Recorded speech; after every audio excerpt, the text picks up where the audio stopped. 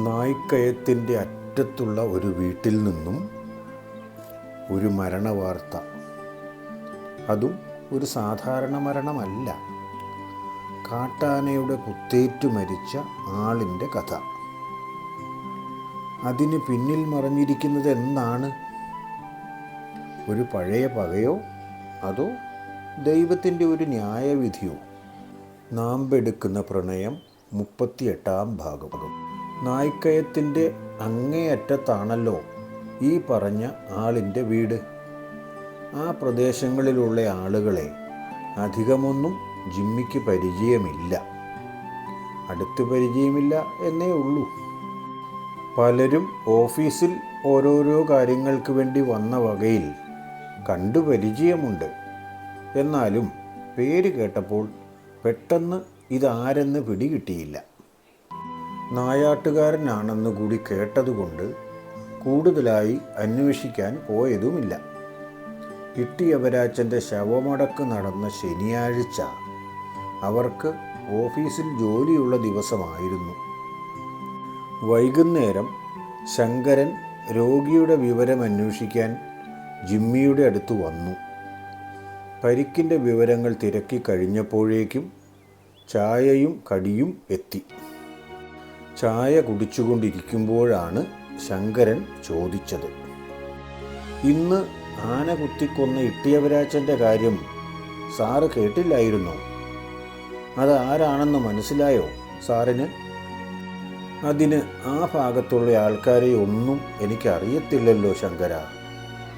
ഇനി ഓഫീസിൽ വന്ന് ഒന്ന് കണ്ടാൽ തന്നെ ഞാൻ ഓർക്കുമോ? ഇയാളെ സാറ് മറക്കില്ല, അതെനിക്കറിയാം. കുഞ്ഞവരാച്ചൻ്റെ സ്ഥലം കയ്യേറ്റത്തിൻ്റെ കാര്യം മറന്നുപോയോ? നമ്മൾ അളവിന് അവിടെ പോയതും ഒരാൾ നമ്മളെ ഭീഷണിപ്പെടുത്തിയതും ആ അത്യാഗ്രഹിയാണോ ആള്? അപ്പോൾ പിന്നെ എനിക്ക് അതിശയമൊന്നുമില്ല. ഇങ്ങനെയൊക്കെ തന്നെ ആയിരിക്കണം സംഭവിക്കുന്നത്. പണ്ട് തപസ്സിന് പോയ ഒരു അത്യാഗ്രഹിക്കും ഇതുതന്നെയാണ് സംഭവിച്ചത്. അത് ഞാൻ കേട്ടിട്ടില്ലാത്ത കാര്യമാണല്ലോ. ഇവിടുത്തുകാരനാണോ അയാൾ? അത് ഞാൻ പിന്നെ ഒരിക്കൽ തന്നോട് പറഞ്ഞു തരാം.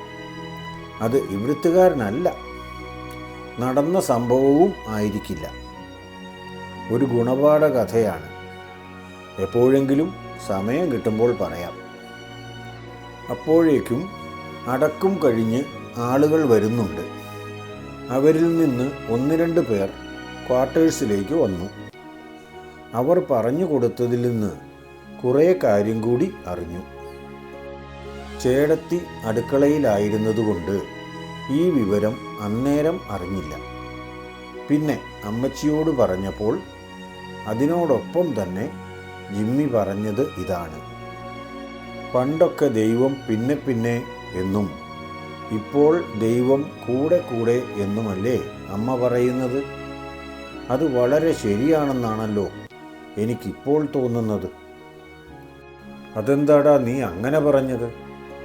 അതിന് ഇയാളെ നീ അറിയുമോ? പിന്നെ അറിയാതെ എവിടെ പോകാനാണ്? അയാളാണ് ആ കുഞ്ഞവരാച്ചൻ്റെ സ്ഥലം കയ്യേറിക്കൊണ്ടിരുന്നത്.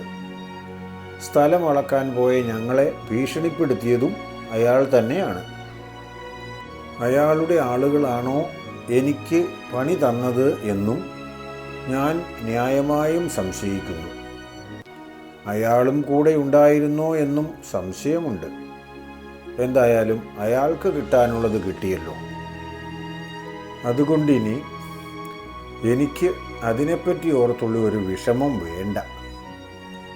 എന്നാലും അയാൾക്ക് കിട്ടിയത് ഇച്ചിരി കൂടിപ്പോയി. സ്വന്തം വീട്ടിൽ കിടന്ന് മരിക്കാനുള്ള യോഗമുണ്ടാകാതിരിക്കുക എന്ന് പറയുന്നത് വലിയ കടുങ്കൈയാണ്. അയാളെ സംബന്ധിച്ച് അങ്ങനെയല്ലേ ഉണ്ടായത്? അറിഞ്ഞത് ശരിയാണെങ്കിൽ അയാൾ എത്രയോ കാട്ടാനകളെ വെടിവെച്ചു കൊന്നതാണെന്നോ? അവയുടെ കൊമ്പ് ഊരി വിറ്റ് കാശാക്കിയ ആളാണെന്നോ ഇട്ടിയവരാച്ചൻ?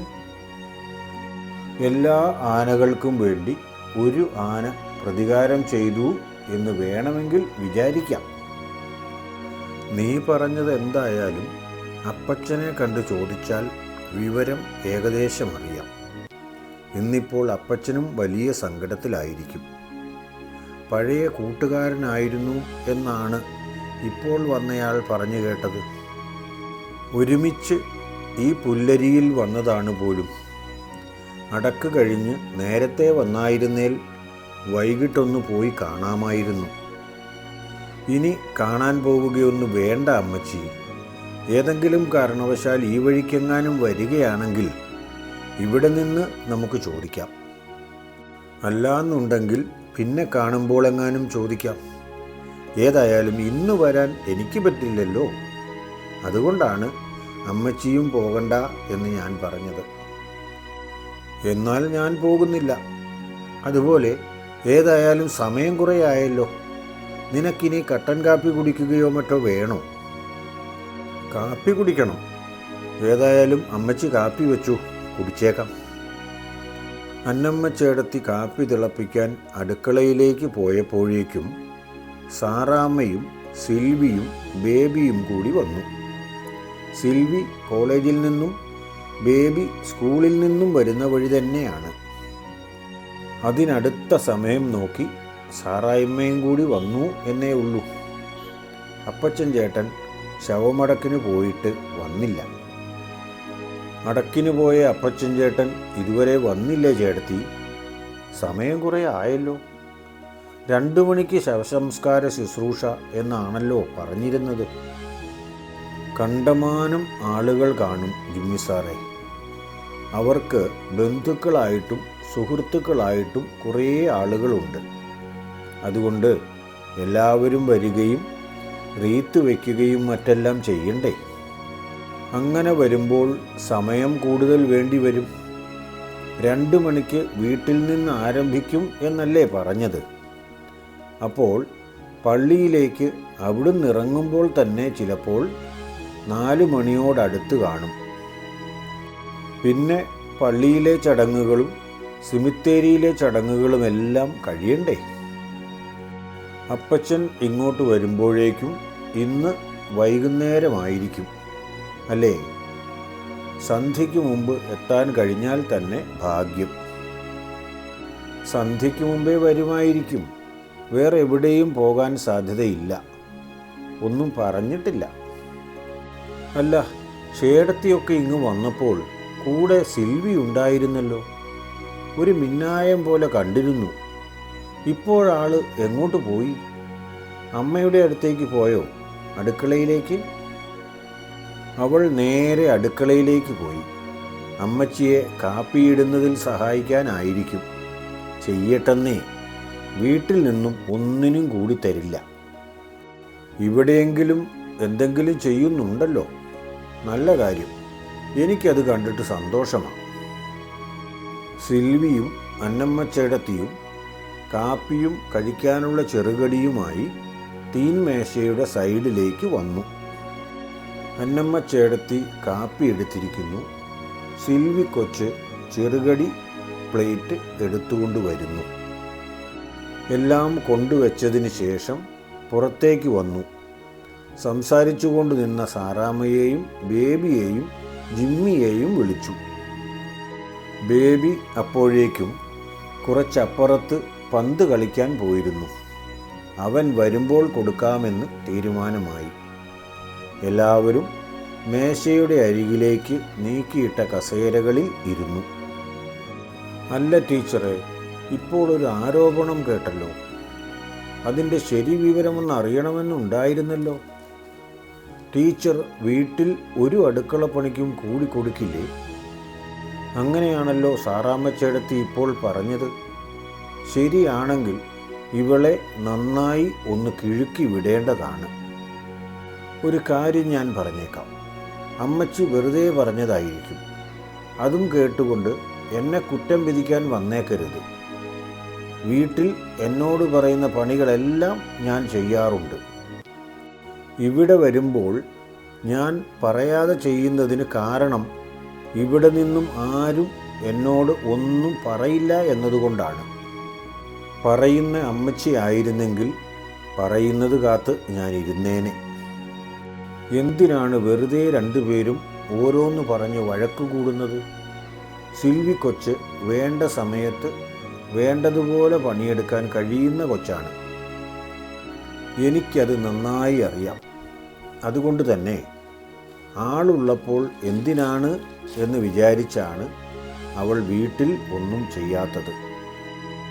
ഏതെങ്കിലും കാരണവശാൽ സാറാമ്മ ഒരു ദിവസം അവിടെ ഇല്ലാതിരിക്കുകയോ അല്ലെങ്കിൽ മറ്റെന്തെങ്കിലും കാരണം ഉണ്ടാവുകയോ ചെയ്യട്ടെ. അന്നേരം കാണാം. തീർച്ചയായും എനിക്ക് ഉറപ്പുണ്ട്, എല്ലാ ഉത്തരവാദിത്വങ്ങളും അവൾ ഭംഗിയായി ചെയ്യുമെന്ന്. ഇപ്പോൾ ചേടത്തി പറഞ്ഞത് ശരിയാണ്. എൻ്റെ തലവെട്ടം കണ്ടില്ലെങ്കിൽ അവൾ എല്ലാ പണിയും എടുക്കും. ഞാൻ അവിടെ ഉണ്ടെങ്കിലാണ് മടിച്ചിയായി ഇരിക്കുന്നത്. ഞാനവിടെ ഉള്ളതാണ് കുഴപ്പം, അല്ലേ? എനിക്ക് ആവശ്യത്തിനുള്ള പണിയെടുക്കാൻ എനിക്കറിയാം. അമ്മച്ചി അതിനായിട്ട് മാറിത്തരികയൊന്നും വേണ്ട, വിഷമിക്കുകയും വേണ്ട. അത്യാവശ്യം കാര്യങ്ങളൊക്കെ അമ്മച്ചിയുടെ അടുത്തുനിന്ന് തന്നെ ഞാൻ പഠിച്ചിട്ടുണ്ട്. പിന്നെ ഈയിടെയായി സാറിന് എന്നോട് വഴക്ക് പിടിക്കാൻ ഭയങ്കര താല്പര്യമാണ്.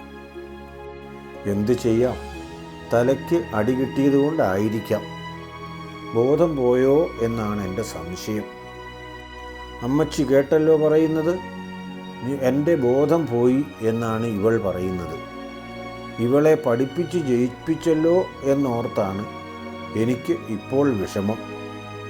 പൂച്ചകൾ സ്നേഹം കൂടുന്നത് ജിമ്മി സാർ കണ്ടിട്ടുണ്ടോ? അതുപോലെ നിങ്ങൾ രണ്ടും സ്നേഹം കൂടി ഞങ്ങൾ രണ്ടുപേരെയും പറ്റിക്കാൻ കുറേ നാളായി പരിശ്രമിച്ചുകൊണ്ടിരിക്കുന്നു. ഞങ്ങൾക്ക് മനസ്സിലാവില്ല എന്നാണോ വിചാരം? എന്നാൽ ഞങ്ങൾക്ക് ശരിക്കും മനസ്സിലായിട്ടുണ്ട്. അതുകൊണ്ട് ഇങ്ങനെയുള്ള സ്നേഹം കൂടൽ ഞങ്ങളുടെ അടുത്ത് കാണിക്കണ്ട. ഞങ്ങൾ മണ്ടികളായിരിക്കാം, പക്ഷേ അത്രയധികമല്ല. സാറാമ്മ തുറന്നങ്ങ് പറഞ്ഞുപോയി. രണ്ടുപേരും ശരിക്കും ചമ്മി ഐസായി. തങ്ങളുടെ മനസ്സിലിരിപ്പ് ഇവർ പിടിച്ചെടുത്തല്ലോ എന്നോർക്കുമ്പോൾ ആകെ ഒരു ലഭ്യത. രണ്ടും തല കുമ്പിട്ടിരുന്ന് ഒന്നും കേൾക്കാത്ത മട്ടിൽ കാപ്പി ഊതി കുടിച്ചുകൊണ്ടിരുന്നു. അല്ലാതെ എന്തു ചെയ്യും, അല്ലേ? ഒരു മരണം, ഒരു പ്രതികാരം, ഒരു പ്രണയം, ഇവ മൂന്നും ചേർന്നപ്പോൾ അടുത്തത് എന്താകും? ഇട്ടിയവരാച്ചൻ്റെ മരണത്തിന് പിന്നിലെ യഥാർത്ഥ സത്യം പുറത്തു വരുമോ? ജിമ്മിയുടെയും സിൽവിയുടെയും ബന്ധം ഏതു വഴിയിലേക്ക് തിരിയും? അറിയാൻ കാത്തിരിക്കുക നാം എടുക്കുന്ന പ്രണയം അടുത്ത ഭാഗത്തിൽ.